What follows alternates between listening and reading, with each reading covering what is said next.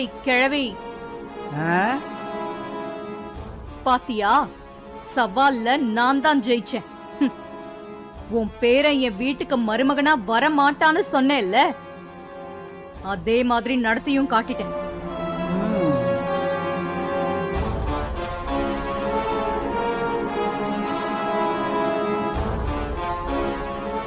உன் பேரன் தான் என் பொண்ணுக்கு மாப்பிளையா வருவான்னு நீ வாய்க்கிழிய சொன்னேல்ல, என்னாச்சு அதெல்லாம்?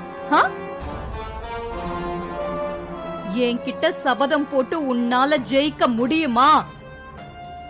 இந்த சாமுண்டீஸ்வரிய ஜெயிக்க உன்னால என்னைக்குமே முடியாது.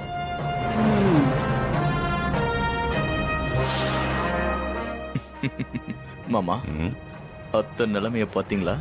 அவங்க சீரியஸா பாட்டி கிட்ட சவால் விட்டுக்கிட்டு இருக்காங்க.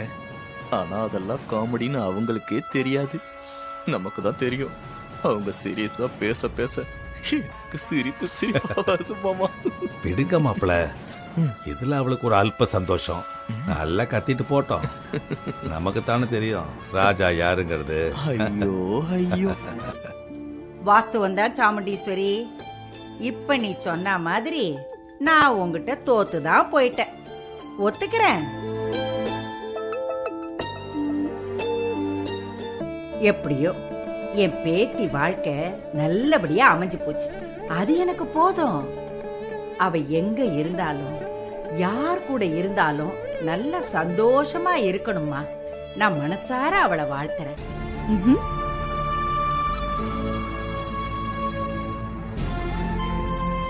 இப்பவும் சொல்றேன் சாமுண்டீஸ்வரி, என் பேத்திய கல்யாணம் பண்ணவன் எனக்கும் பேரன் மாதிரி தானே.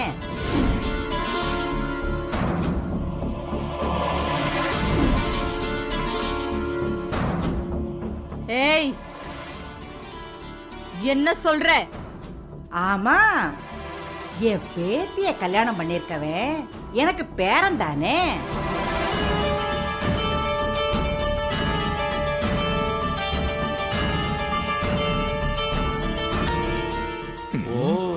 எப்படி சமாளிக்கிறாங்க பாருங்க. இத பாரு சாமுண்டீஸ்வரி, வெற்றி தோல்வி எல்லாம் நம்ம கையில கிடையாது. எங்க அப்ப முருகன் முடிவு பண்றது. எங்க அப்ப முருகனுக்கு தெரியும் எது வெற்றி எது தோல்வின்னு, புரியுதா?